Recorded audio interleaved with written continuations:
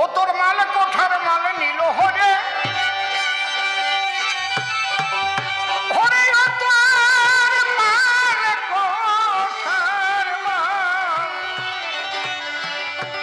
নিল হরে,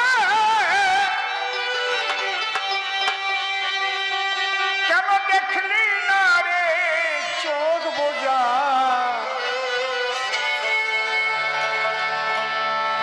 আগলা রইল ঘরের ধরো যা,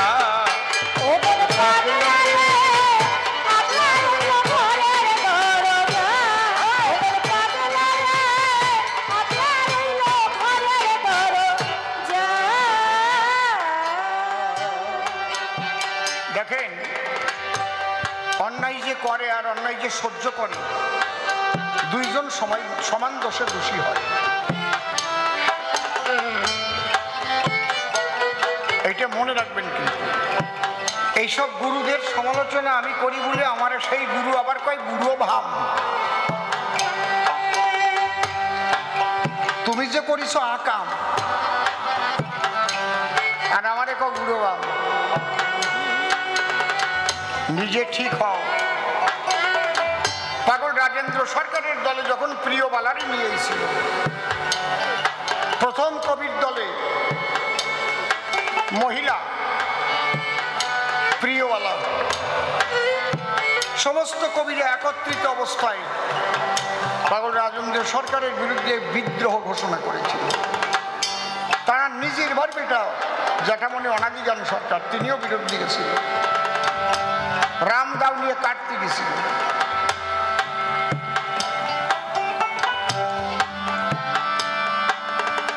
এইবার রাজেন্দ্র সরকার দেখলো তাই, ওরা তো আমার চিনতে পারে না, ওরা বুঝতে পারে না, সাধারণ মানুষের মতো চিন্তা করেছে। খুলনা হোটেলে প্রিয়বালা, নাম করা হোটেল, সবাই যেত। ওই হোটেলে ঘর নিয়ে বলছে সব কবিদের খবর দিয়ে দাও, আমি ঘরের মধ্যে ঢুকলাম, বাইরে দিয়ে তালা দিয়ে যাও।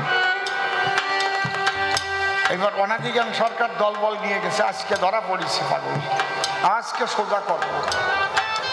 তালা খুলে দেখে তাই খালি প্রিয়বালা আছে, রাজেন সরকার নাই। এর নাম রাজেন সরকার, সাধক রাজেন্দ্রনাথ সরকার, কবি সম্রাট রাজেন্দ্রনাথ সরকার। তার গোসার নামে বদনাম উঠেছিল না, সাধনার বাড়ি যত বলে।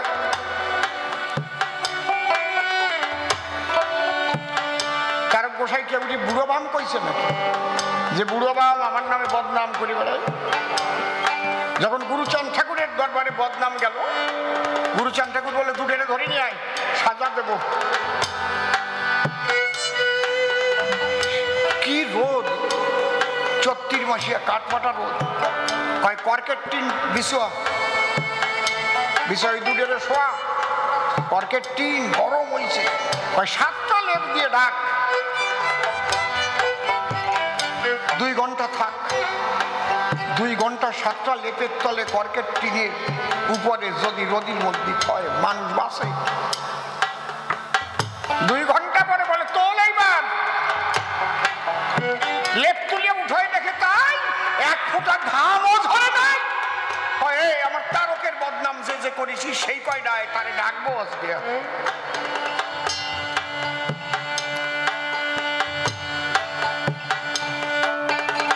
এর নাম তারক সরকার, এর নাম কবি সম্রাট রাজেন্দ্রনাথ সরকার।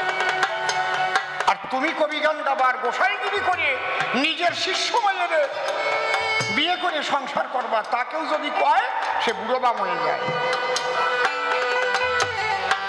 ব্যাপারটা কি? সমাজের মানুষ এখনো সচেতন হন। এইগুলোকে একদম আপনারা প্রশ্রয় দেবেন না, প্রশ্রয় দিলে মতুয়া সমাজ ধ্বংস হবে। ওই গোসাইরা পার পেয়ে যাবে যে ও যখন পার পাইছে আমিও চুলদারি নিয়ে কুলুকুলু করে বেড়াবো। এর বিরোধিতা করবার জন্য হরিচাঁদ ঠাকুর এসেছিল। লয়ে নিজ নারী ব্রহ্মচারী সচ্চরিত্র রবে, হাতে কাম মুখে নাম সদা সত্য কথা কবে, পরশতী পরপতি কমুনা স্পর্শিবে, তুমি না ডাকিলেও হরি তোমারে ডাকিবে। আমি অন্যায় করলেও আমাকে ক্ষমা করবেন না। আমি এখানে গান গাচ্ছি, আমি যদি এখান থেকে বাইরে গিয়ে কোনো যুবতী মেয়ে নিয়ে ডলাডলি করি, একেবারে বাড়িয়ে পিঠির চামড়া তুলে দেবেন। এই গ্রামে আবার আসা, তবে বুঝবো আপনারা ভালো মানুষ। জুতোর মালা ভরায় পাঠাই দেবেন, তবে বুঝবো আপনারা ভালো মানুষ। আর ওই শয়তানগুলোকে সাপোর্ট করবে যারা, ওই শয়তানের চাইতে আরো বড় পাঠা পারা।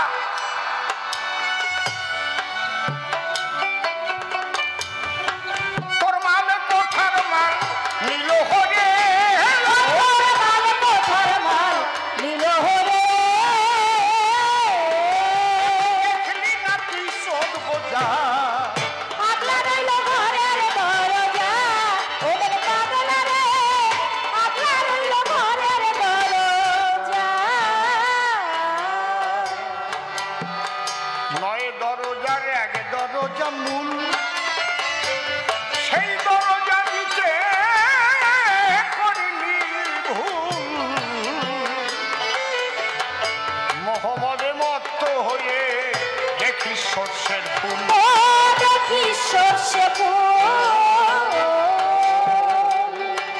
তোরে কামরসে করিয়া মশগুল, ও তোরে কামরসে করিয়া মশগুল,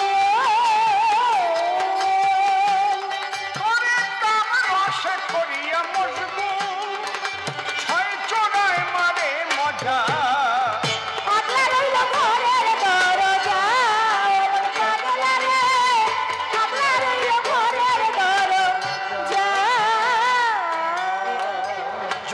দিতে কামরিপুর খাদ্য হয়ে রলি ধর্মের অবাধ্য, অশুদ্ধ করিলি ঘরের ভোগের নৈবেদ্য, ভোগের নৈবেদ্য। খেপার সম্মুখে তোর মরণ বাক্য, ও খেপার সম্মুখে তোর মরণ বাক্য।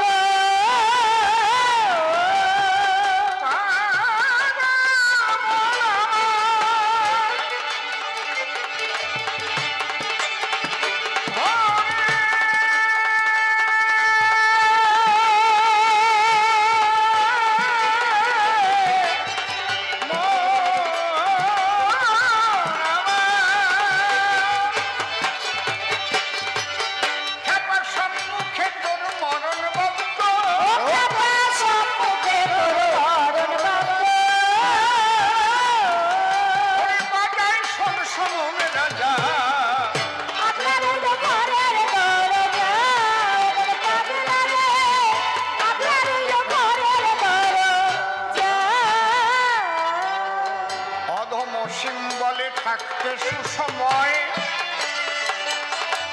পাহারাদারে লাগাও দরজায়, যায় আছে কার সামাল করো ধরো গুরুর পায়, ধরো গুরুর পায়। অধম অসীম বলে অসীম বলে,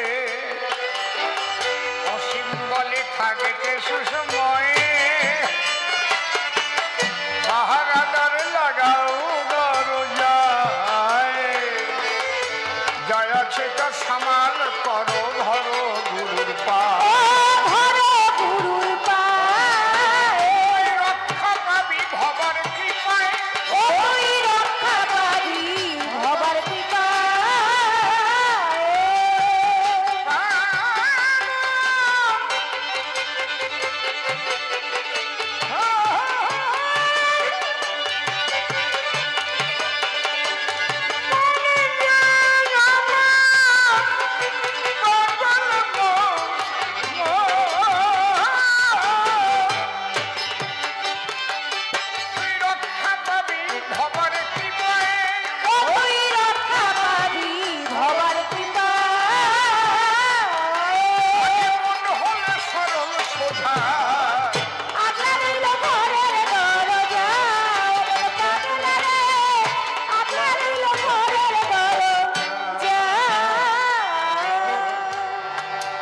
পশু বলি দেওয়া মোটেই ভালো নয়, তবে পশু বলির কথা লেখা আছে শাস্ত্রের পাতায়, কিন্তু সেটা বাজারের ছাগল পাঠা নয়। শোনেন নারী নরে, 6টা পশু প্রতি জীব দেহেতে ঘোরে।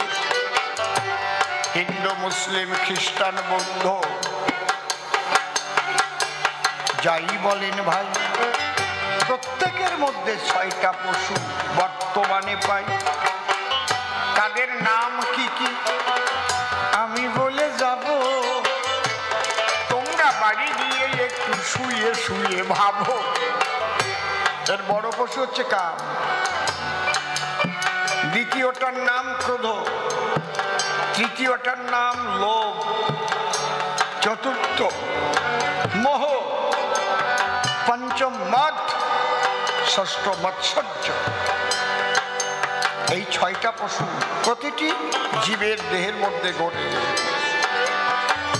এই জায়গায় কোনো হিন্দু মুসলমান খ্রিস্টান বৌদ্ধ শিখ জৈন পার্সির কথা আমি বলিনি। অদ্য মানুষ মাত্রই এই 6টা পশু আছে।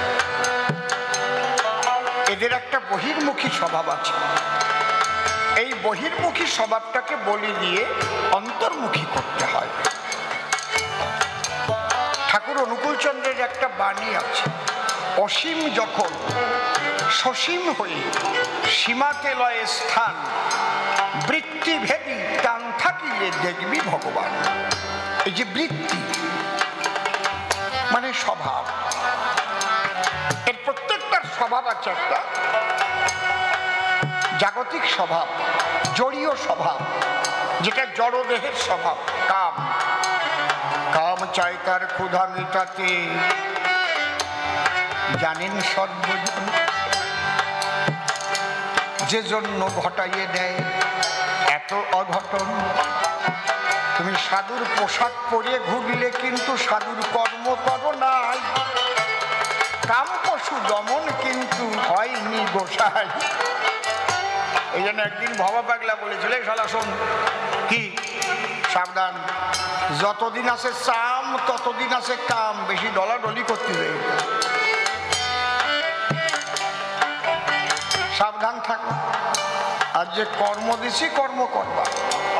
এই কামকে কন্ট্রোল করে যদি অন্তর্মুখী করা যায়, মনে রাখবেন কামের মধ্যে প্রেমের জন্ম হয়। কাম না থাকলে আবার প্রেমের জন্ম হবে কোন জায়গায়? দুধই যদি না হয়, দই পাতা বকি দিয়া মাখনি বাবা না বকি দিয়ে। দুধ যত বেশি হবে, দই তত বেশি হবে, টানলি মাখনও তত বেশি হবে। যার কাম নাই সে তো দজবন্ধের রোগী, তার ইহকাল পরকালে কোনো সুখ নাই। সে বিয়ে করলে তো বউও থাকবে না, চলে যাবে। বুঝতে পারছেন কি ব্যাপার? কাম, কাম হচ্ছে দেহের রাজা, শোনেন নারী নরে। এর বহির্মুখী বৃত্তি যদি কেউ বলি দিতে পারে, অন্তর্মুখী হলে পরে বলি সমাধান। তখনই কামে প্রেম হয় না। এই জায়গা হচ্ছে রাধার ধারা, তরল পদার্থের ধারা নিম্ন দিকে ধায়, ওকে উল্টাইয়ে দিলে তখন রাধা হয়ে যায়। ধারা উল্টে গেলে কি হয়? কও জোরে কও। ধারা উল্টাই লিখলে কি হয়? জোরে কও। রাধা। ভাগবতে কি সুন্দর লিখেছে, আত্মা তো রাধিকা শৈব তয়ৈব রমণত সৌ আত্মারাম স্থিত প্রাজ্ঞ প্রচ্যতে গুরুবাদিনী। গুরু কৃপায় যদি কোনো জীবাত্মা নিম্নমুখী গতি ঊর্ধ্বগতি করতে পারে, তখন ধারা উল্টে গিয়ে রাধা ভাব প্রাপ্ত হয়, সে ধন্য হয় চরাচর। এত সোজা না। নারীর কোনো দোষ নাই। নারী দেহ তো সৃষ্টি করেছে ঈশ্বর আকর্ষণের জন্য, আকর্ষণ হবেই, এইটাই তো তার আনন্দ। নারী দেহের গঠন দেখলে আকর্ষিত হয়। একটা বৃদ্ধ মানুষ কুতকুত করে তাকাইয়ে নয়, কি বাবা মিথ্যে কথা করছি না? সুন্দরী রমণী দেখলে কার দেখতে ইচ্ছা নাহি করে, কিন্তু দর্শনের মধ্যে তফাৎ আছে শোনেন নারী নরে। কোন ভাবনা আপনার, এই ভাবনাটাকে পাল্টাতে হবে। পাগল বিজয় সরকার লিখলেন, চির সুন্দর এসো বন্দন মন্দিরে প্রেমালোক জ্বালিয়ে। হে চির সুন্দর, তোমা হতে কিঞ্চিত সৌন্দর্য পেয়ে আজ এত সুন্দরী হয়েছে, তাহলে তুমি আরো কত সুন্দর প্রভু, বিশ্বের সমস্ত সুন্দর যেখানে গিয়ে সম্মিলিত। আহারে, সাধন ভজন তো এত সোজা না রাজা। গান তো গাইয়ে গেলি একেবারে, কুঞ্জ সাজাও নাকি, তোমরা কুঞ্জ সাজাও গো আজ আমার প্রাণনাথ আসিতে পারে। তোমরা কুঞ্জ সাজাও গো আজ আমার প্রাণনাথ আসিতে পারে। ভালো গান তো, মনে চায় প্রাণে চায় দিলে চায় যারে তোমরা। কি সুন্দর গান, কি সুন্দর গান। কুঞ্জ সাজাও, কোন কুঞ্জ? এই দেহ কুঞ্জ সাজাও তোমরা প্রেম ভক্তি দিয়া, সেই কুঞ্জে আসিবে আমার পরাণ কালী। তুমি কোন ভাব নিয়ে গান গাচ্ছ? এলো না এলো না, দিল প্রাণ দিল না, নাকি গাইছে ভগবান জানে। এত যে নিঠুর বন্ধু জানা ছিল না। এই জায়গায় তো কায়দা, এই যে আসছে আবার আসলো না। বিরহেরই মাঝে মিলনের আনন্দ, এই নিয়ে লীলা করে রাধা আর গোবিন্দ। এই জায়গায় তো আনন্দ, বুঝতে পারছি। দিল না নিয়ে মনে দিল না, এত যে নিঠুর বন্ধু জানা ছিল না রে, এত যে নিঠুর বন্ধু। এটা বিরহের একটা পর্যায়। বিরহ গীতির কতগুলো পর্যায় আছে, বুঝতে পারছেন কি বলছি? এটা কোন পর্যায়? কায়দা কত মহাগুরু। কথা কবে কথা, নিঠুর বন্ধু জানা না রে, এত যে নিঠুর বন্ধু। ঠিক ওই কয়টাই তো সবে।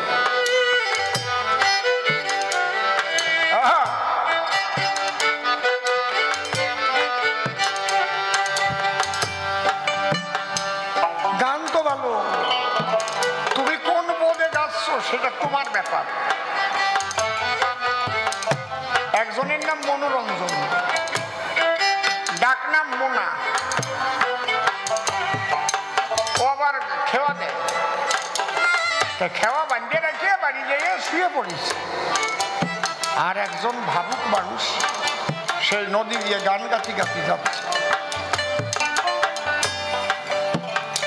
ওরে মোনা ভাইয়া, তোর নৌকা খানা সরে নিল, দেখলি না তুই সাইয়া, কেন ঘরে পেয়ে গভীর ঘুমে রয়েছি ঘুমায়া রে মোনা ভাইয়া। ওই গান শুনে লাভ দিয়ে উঠেছে, শালা আমার নৌকা তো সরে নিয়ে গেল। দিয়ে তো দেখেছে কেমন নৌকা বান্ধাই রয়েছে।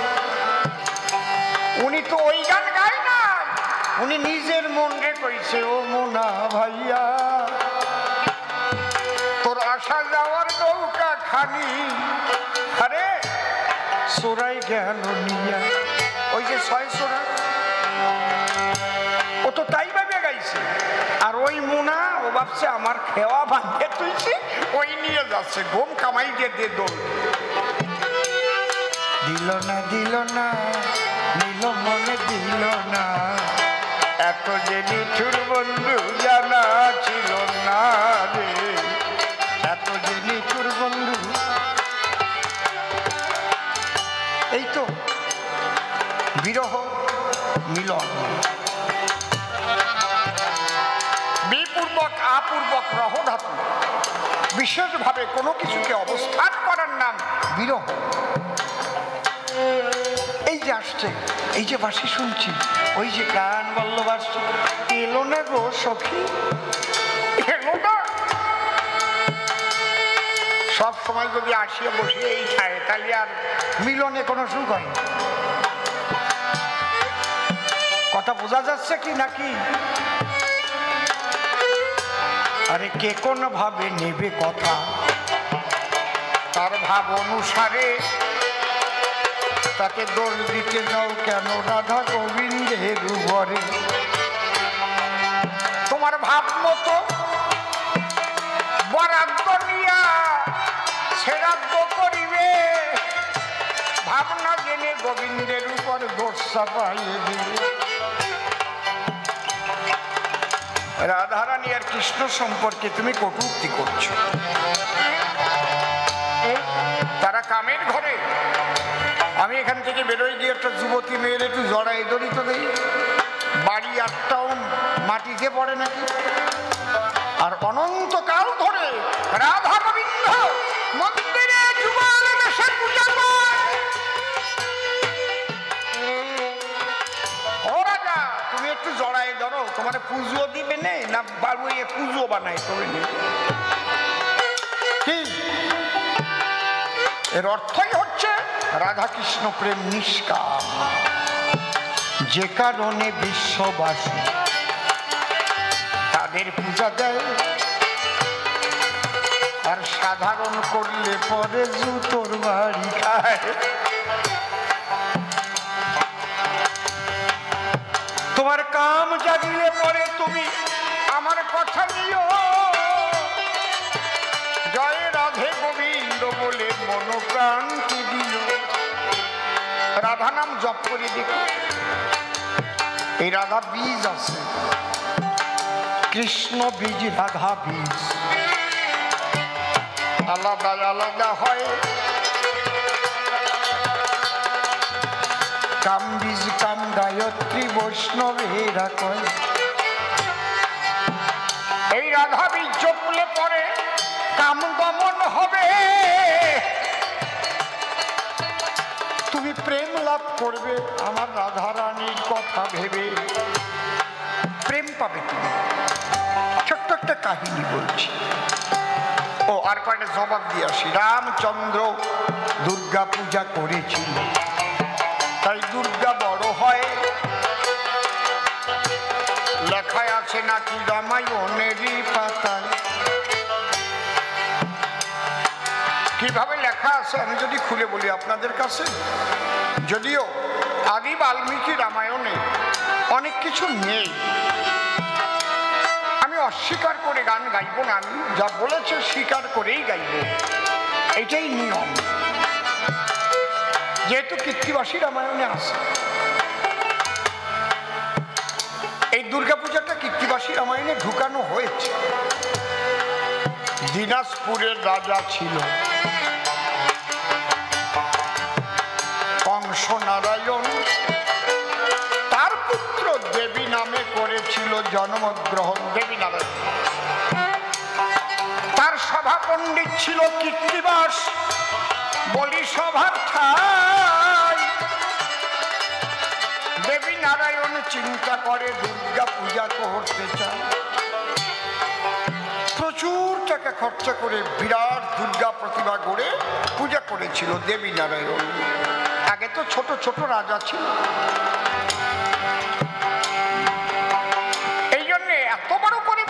হয়েছিল, তাই দুর্গা পূজার এক নাম সেখান থেকে বড় পূজা বলা হলো। বড় পূজা বলে না দুর্গা পূজাকে? কালী যদি 56 হাত বানায় বড় পূজা বলে? দুর্গা ছোট্ট করে ও বানালি কয় আমরা বড় পূজা দেখে আসলাম। কেন? এর প্রত্যেকটার সঙ্গে একটা অঙ্গাঙ্গী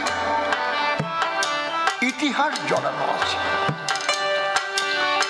তখন কৃত্তিবাস ওঝা উনি সংস্কৃত রামায়ণকে বাংলায় অনুবাদ করছিলেন। ওই দেবীনারায়ণ বললেন, পণ্ডিত মশাই কি এই দুর্গা পূজাটা রামায়ণে ঢুকানো যায় না রামের দ্বারা? বলে এটা তো নাই বাল্মীকি রামায়ণে। বলে না, এটা যদি ঢুকানো যায় তাহলে বাঙালির মধ্যে দুর্গা পূজার বিস্তার ঘটবে। দুর্গা পূজা কিন্তু অবাঙালিরা করে না, তারা করে গণেশ পূজা।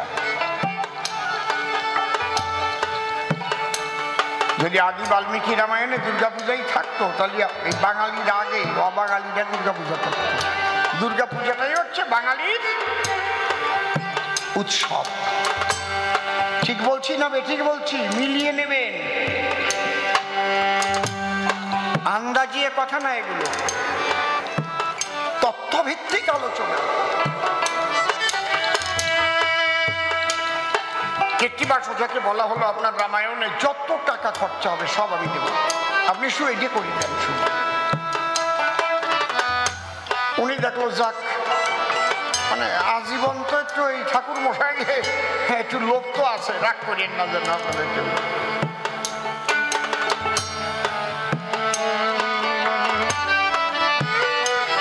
উনি ঢুকালেন, কিন্তু কৌশল করে ঢুকালেন। কি?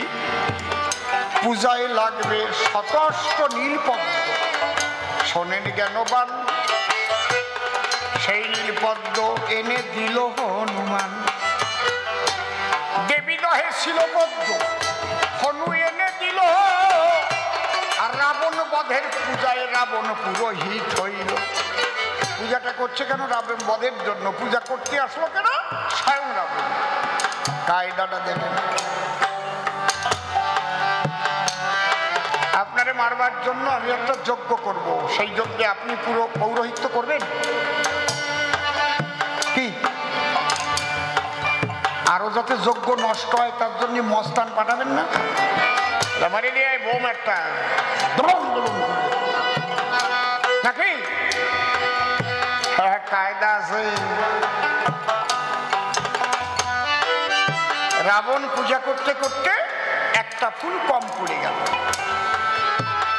ফুল কম দেখে রাবণ বলল তখন ডাকি,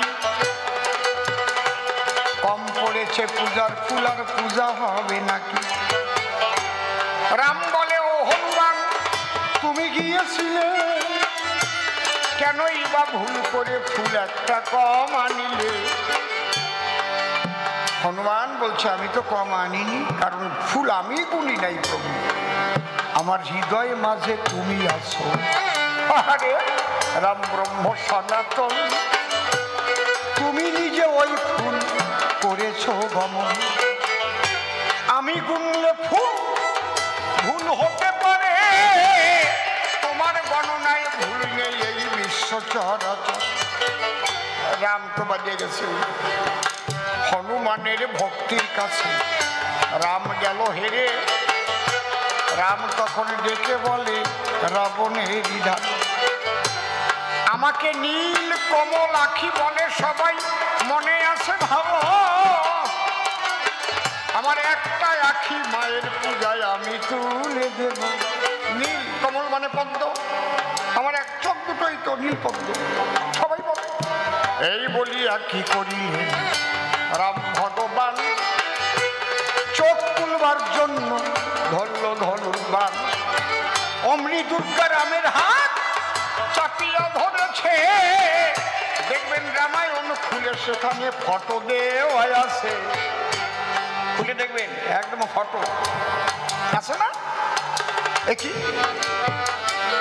দুর্গা বলে, ওগো প্রভু কহি নিবেদন, আমার স্বামী হলেন ওই পাগলা পঞ্চানন। তোমার নাম করে শ্মশানে ঘুরিয়ে আসিয়া লীলায় ফুল কম পড়েনি, আমি নিজে করেছি চুরি। শোনো শোনো শোনো রাম, শোনো তুমি হরি। মনে মনে চিন্তা করলাম, আমার মনের গোপন ভাব, তুমি পূজা দেওয়ার আগে ওই একটা ফুল দিয়ে তোমায় পূজা দেব। তুমি পূজা দেওয়ার আগে আমি তোমার পূজাটা দিয়ে দেব। এ পড়ো নাই, অল্প একটু পড়িস না, আর পাদের গল্প মারতিস। ব্যাপারটা বোঝো তো বোঝো, না বোঝো মুখ বোঝো, এর চাইতে ভালো করে আমি বলতে পারবো।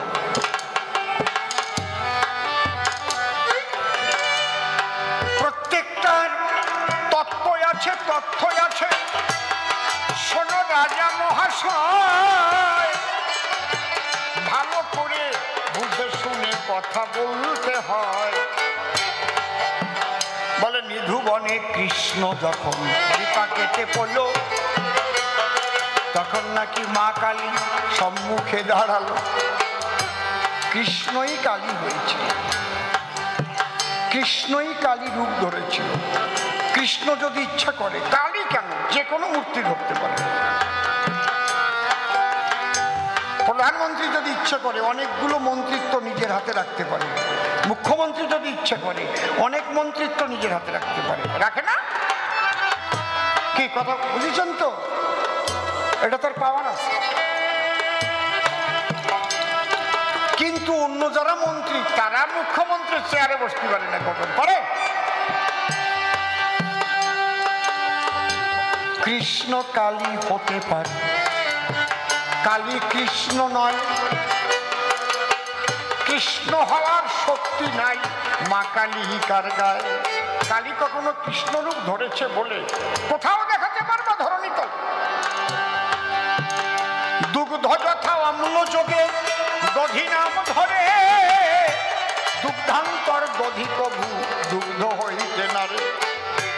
দুধ একবার যদি টক মিশ্রিত হয়ে দধি হয়ে যায়, ওই দধি আবার দুধে ফিরে আসতে পারে না। দুগ্ধ যথা অম্ল যোগে দধি নাম ধরে, দুগ্ধান্তর দধি কভু দুগ্ধ হইতে নারে। কৃষ্ণ হতে সবাই এলো, বুঝে নেওয়া চায়। তাই কোন দেবতার কৃষ্ণ রূপ ধরার সাধ্য নাই। কৃষ্ণ যদি ইচ্ছে করে হরিণ হতে পারে, ছাগল হতে পারে, মাছ হতে পারে, কাশিম হতে পারে, শূকর হতে পারে, মৎস্য কুর্ম বরাহ নৃসিংহ, কত রূপ হলো। প্রয়োজনে সেই হরি এত রূপ ধরেছিল। বুঝতেছ তো নাকি? কায়দা কত। বাসু বাবা ভালো বোঝে, হারমোনি বাজায়, তাপস তো বেহালায় মন মজাইয়ে দেয়। বাবা বাবা, আমি কাউকে ছোট করছি না, আমি একটা কথাই বলে যাই, তোমরা যে যার ভজন করো, একনিষ্ঠ ভক্তি রাখো।